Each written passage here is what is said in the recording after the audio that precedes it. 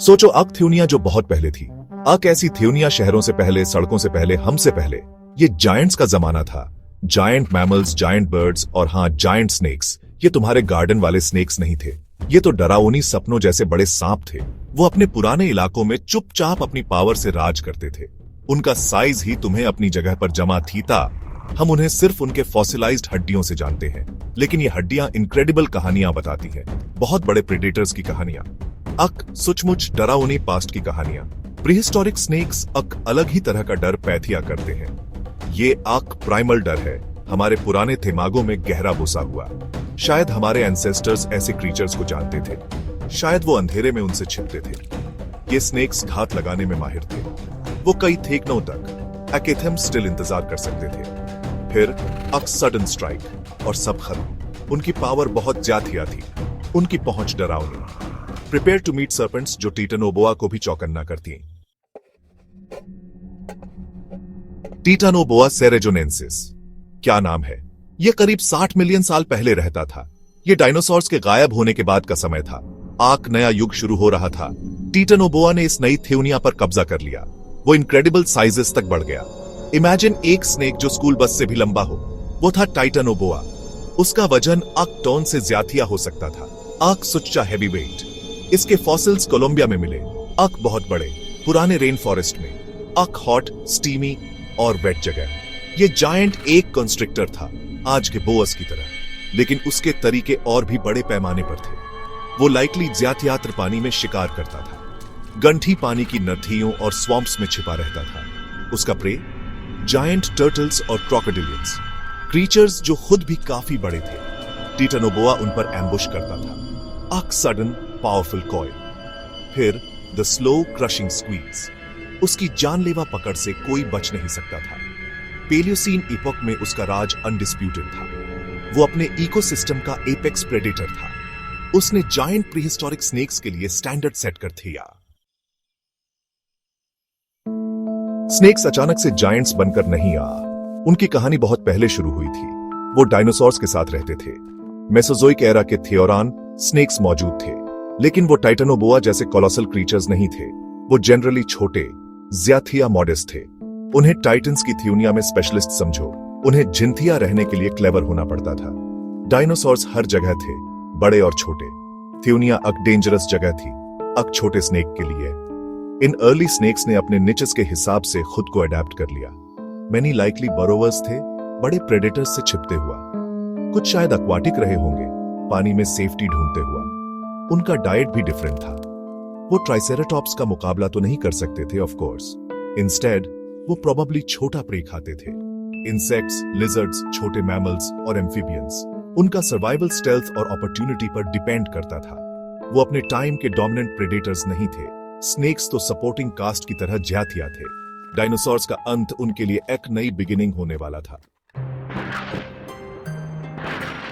फिर आया एस्टेरॉयड, एक फायरी कैटेक्लिज्म। ये अर्थ से करीब 66 मिलियन साल पहले टकराया।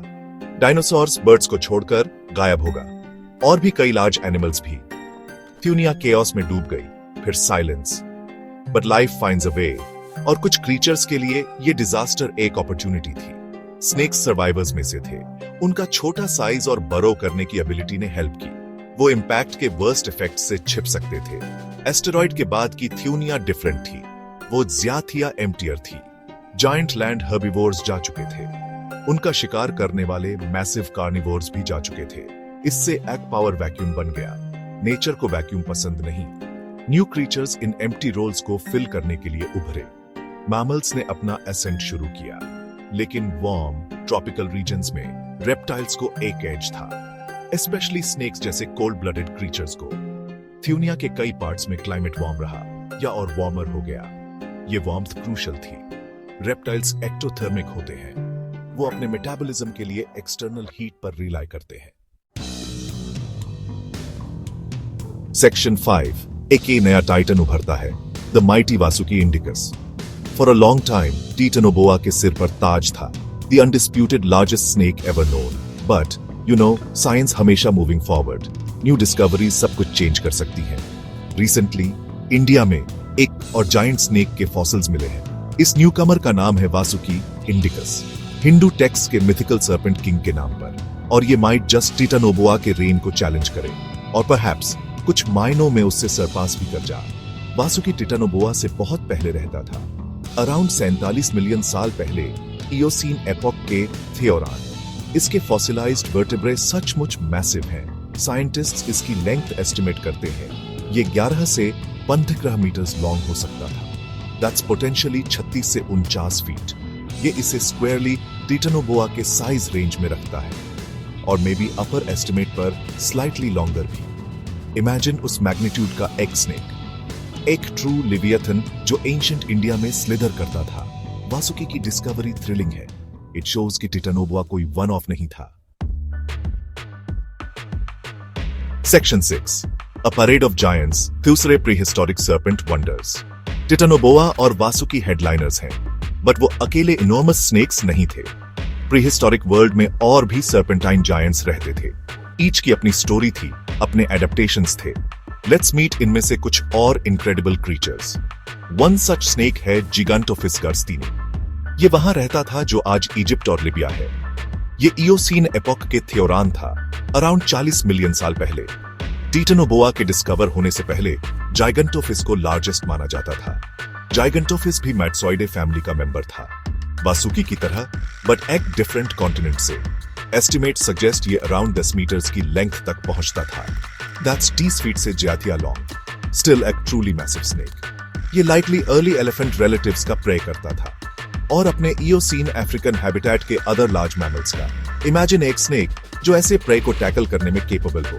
ये मस्ट हैव बीन एक awe inspiring terrifying sight. Then there's Palaeophis. ये सी स्नेक्स का एक जीनस था। दे लिव्ड लेट क्रिटेशियस से इयोसीन तक। पैलेयोफिस की कुछ स्पीशीज इंप्रेसिव साइजेस तक बढ़ी।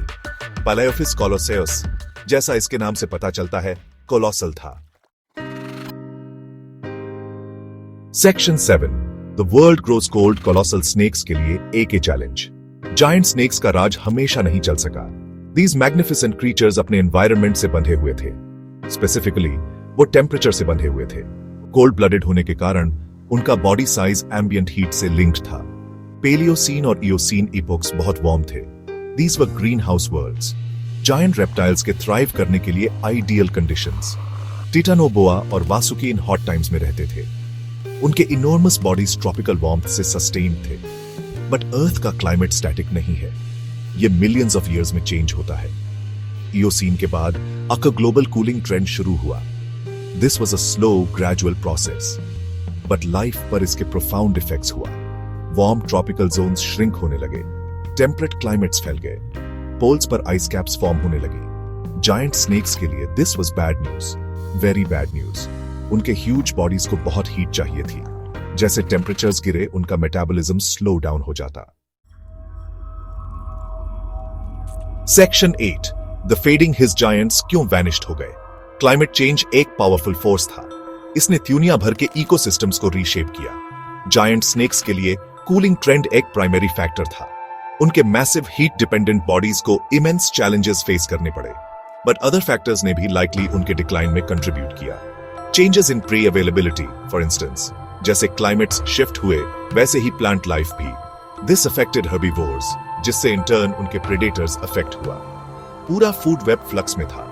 अदर प्रेडेटर्स से कंपटीशन ने भी रोल प्ले किया। मैमल्स डाइवर्सिफाई हो रहे थे और लार्जर हो रहे थे। कुछ ममेलियन कार्निवोर्स स्नेक्स के साथ कंपीट कर सकते थे, स्पेशली छोटे प्रे आइटम्स या टेरिटरी के लिए। While एक हेल्थी एडल्ट टिटानोबोआ के फ्यू राइवल्स थे, यंगर या वीकर इंडिविजुअल्स वल्नरेबल हो सकते थे। इकोलॉजिकल लैंडस्केप और कॉम्प्लेक्स होता जा रहा था। न्यू टाइप्स ऑफ हंटर्स से ज्यादा क्राउडेड। दिस एडेड प्रेशर पहले से स्ट्रेस्ड जायंट सर्पेंट्स पर। Section 9, whispers in the fossil record, serpent kings की लेगेसी। जायंट स्नेक्स का एज बहुत पहले चला गया। टिटानोबोआ, वासुकी, जिगांटोफिस, ये डीप पास्ट के नाम हैं। वी विल नेवर सी उनके जैसे again, not slithering through our modern world at least. Their time has passed, but उनकी लेगेसी एंड्योर्स। ये उन फॉसिल्स में जिंथिया है जो वो पीछे छोड़ गए। दीज फॉसिल्स एंशिएंट इकोसिस्टम्स में झांकने की विंडोज हैं। ये हमें क्लाइमेट, एवोल्यूशन और लाइफ की लिमिट्स के बारे में बताते हैं। ये हमें रिमाइंड कराते हैं कि अर्थ कभी कितनी डिफरेंट थी। इन कोलोसल सर्पेंट्स को स्टडी करना हमें वैल्यूबल लेसन सिखाता है। ये दिखाता है कि लाइफ एनवायरमेंटल चेंज पर कैसे रिस्पॉन्ड करती है, स्पीसीज कैसे राइज और फॉल होती है, इकोसिस्टम्स कितने इंटरकनेक्टेड हैं। टिटेनोबोआ के साइज की स्टोरी पेलियोसीन टेम्परेचर से लिंक्ड है। दिस हेल्प्स अस बायोलॉजी पर क्लाइमेट के इम्पैक्ट को अंडरस्टैंड करने में। वासुकी की डिस्कवरी हमारी पिक्चर को ब्रॉडन्स करती है। ये दिखाता है कि जायगांटिज्म कोई फ्लूक नहीं था। ये राइट कंडीशंस में स्नेक्स के लिए एक वायबल स्ट्रैटेजी थी, कंडीशंस जो अब एग्जिस्ट नहीं करती।